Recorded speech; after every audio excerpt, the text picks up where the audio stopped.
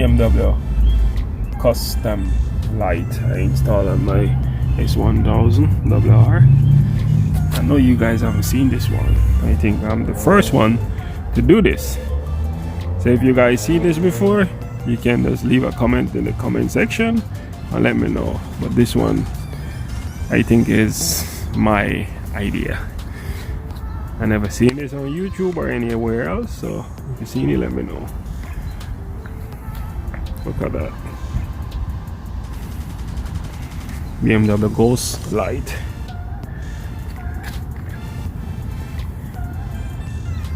So if you guys want to see me, if you guys want to know how I install this, you can leave me a comment, and maybe I take it apart and show you what to do, how to install it on your bike.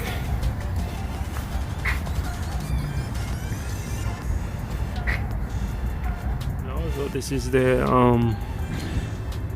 my logo light that I make for this. This is all handmade by me. Okay, I made this by myself. I didn't buy it, I make it. You know, I like to do stuff. Why not? If I can do it, just do it. So if you guys want to see me make this stuff, you can leave me a comment. Okay, all right, thanks for watching. Yad Moto. Peace.